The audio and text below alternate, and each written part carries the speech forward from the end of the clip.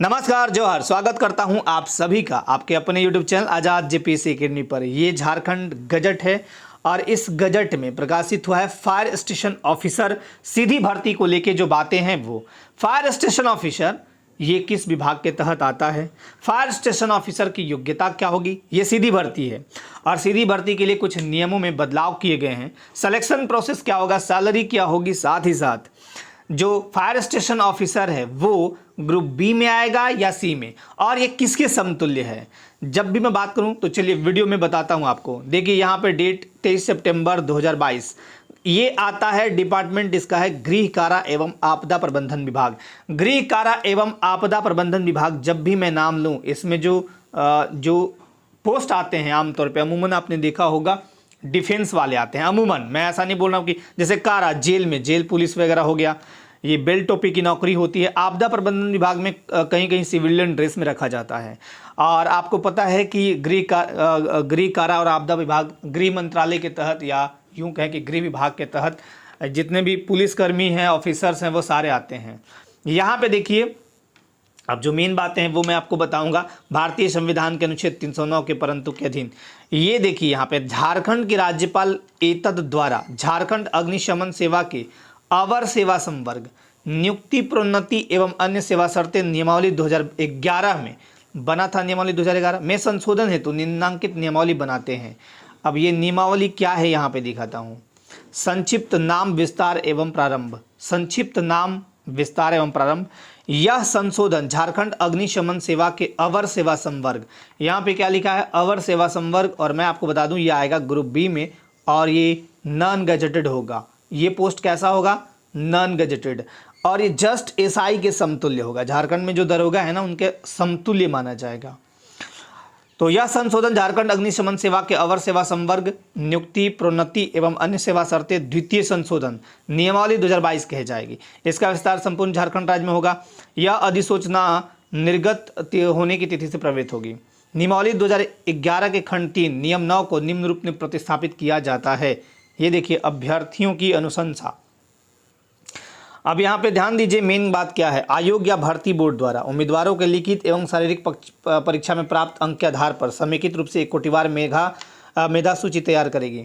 मतलब रिटेन और फिजिकल के आधार पर ऐसी तैयार की गई सूची में से आयोग या बोर्ड कोटिवार उतनी संख्या में अभ्यर्थियों की अनुशंसा नियुक्ति पदाधिकारी को करेगा जितनी संख्या में रिक्तियाँ प्रतिवेदित की गई हैं। मेधा सूची में एक से अधिक उम्मीदवारों के प्राप्तांक समान रहने पर मेधा का निर्धारण उम्मीदवारों की जन्म तिथि के आधार पर। ये सब बातें तो आप जान रहे हैं। और ये यहाँ पे जिनकी उम्र ज़्यादा होगी उन्हें अपेक्षाकृत ऊपर स्थान मिलेगा। यदि एक से अधिक उम्मीदवारों के प्राप्तांक और जन्म तिथि समान पाई जाती है तो ऐसी स्थिति में उनके स्नातक परीक्षा में प्राप्त अंकों के आधार पर वरीयता का निर्धारण किया जाएगा। मतलब ग्रेजुएशन में आपने जो मार्क्स लाया है उसके आधार पर यह किया जाएगा।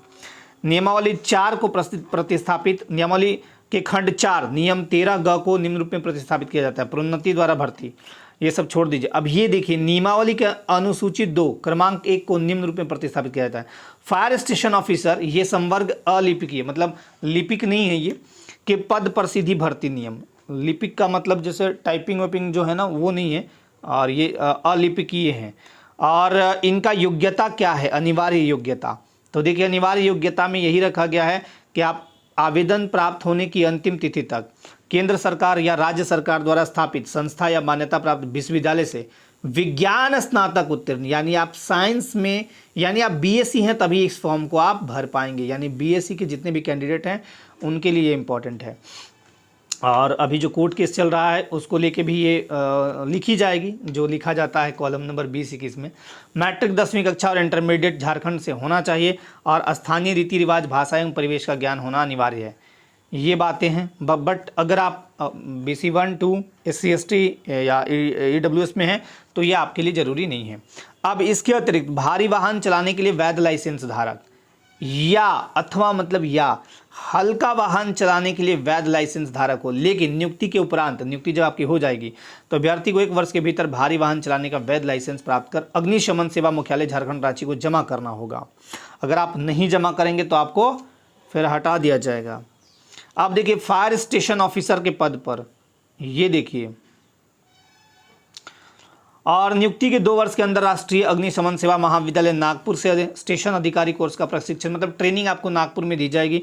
सामान्य जाति के व्यक्तियों का हाइट 165 सेंटीमीटर, सीना की माप 81 सेंटीमीटर, BC 1-2 के लिए 165 81 ये सीना की माप, SC ST के लिए 162 सेंटीमीटर, सीना की माप 79। अब ये आपका कौन लेगा, तो उम्मीदवारों की ऊंचाई और सीना का माप आयोग द्वारा रांची जिला के असैनिक शल्य चिकित्सा पदाधिकारी सिविल सर्जन की अध्यक्षता में गठित मेडिकल बोर्ड के द्वारा किया जाएगा। उम्र सीमा बहुत ही मतलब देखने लायक है, यहाँ पे हालांकि होना चाहिए था 35, बट जनरल और EWS न्यूनतम 21 अधिकतम 28, ये गड़बड़ है, यहाँ पे होना चाहिए था 35। खैर BC 1-2 21 न्यूनतम और अधिकतम 30, और SC ST न्यूनतम और आदिम जनजाति जो हैं न्यूनतम 21 और अधिकतम 33 साल। इसके बाद मेडिकल जांच स्वस्थ होना चाहिए आपको। इसके बाद लिखित परीक्षा, अब मैं प्रोसेस भी बता दूंगा। चलिए ये हो गया। लिखित परीक्षा देखिए क्या है। लिखित परीक्षा है कर्मचारी चयन आयोग स्नातक स्तर तकनीकी या विशिष्ट योग्यता वाले पद संचालन नियमावली 2017 यथा संशोधित 2021, जो ग्रेजुएशन लेवल का तकनीकी या विशिष्ट योग्यता यानी टेक्निकल CGL जो फॉर्म आया था ना अभी 2021 में 21 या 22 में के प्रावधानों के अंतर्गत किया जाएगा। मतलब वही आपका मेन जो सिलेबस है उसी के अकॉर्डिंग विशिष्ट विषय के अंतर्गत, वहाँ विशिष्ट विषय के अंतर्गत जो भी है, तो इसमें आपका भौतिकी, रसायन, गणित, वनस्पति शास्त्र, जीव विज्ञान, भूगर्भ शास्त्र विषय होंगे। प्रत्येक उम्मीदवार विशिष्ट विषयों में से किसी एक विषय का चयन करके परीक्षा देगा। ठीक है, विशिष्ट विषय का जो लेवल होगा प्रश्न पूछने की वो होगा ग्रेजुएशन। रिटर्न में अभ्यर्थियों में से पदों की विज्ञापित संख्या के 2 गुना संख्या में शारीरिक जांच परीक्षा हेतु चयनित किया जाएगा। आपको बुलाया जाएगा शारीरिक जांच परीक्षा हेतु 2 गुना। जैसे मान लीजिए अगर 300 सीट है तो 300 का 2 गुना लगभग 600-650 बुलाया जाएगा आपको फिजिकल जांच के लिए। और शारीरिक जांच में अनिवार्य होना आपको है, फिर मेडिकल होगा और बाकी इधर कुछ नहीं है, बाकी नॉर्मल चीज़ें हैं। तो ये था आपका।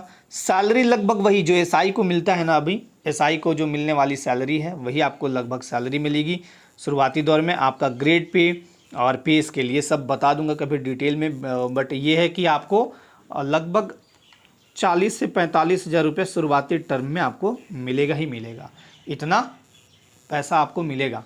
साथ ही साथ बता दिया मैंने क्वालिफ़िकेशन क्या है और क्वालिफ़िकेशन के साथ साथ सिलेक्शन प्रोसेस क्या है। तो आप सभी जो भी साइंस के कैंडिडेट हैं जो BSc कर रखे हैं वो इस फॉर्म को भरने के लिए एलिजिबल होंगे। हालांकि अभी के टाइम में JSSC वैकेंसी तो जम के निकाल रही है, बट वही एक मामला है रमेश हांसदा, इसका आप सभी को वेट करना चाहिए। और रमेश हांसदा वर्सेस झारखंड स्टेट को लेके जो डिसीजन आने हैं तो हाई कोर्ट डिसीजन देगी जल्द ही, इसका वेट कीजिए। और ये इसी से बाधित सारे वैकेंसी हैं, वैकेंसी तो बहुत अच्छे आ रहे हैं, अगर इतने वैकेंसी हो जाएं तो बहुत अच्छी बात है। चलिए कोई अपडेट आएगा तो आपको अपडेट कर दी जाएगी। आज के लिए आप सबको बहुत बहुत धन्यवाद। जय हिंद।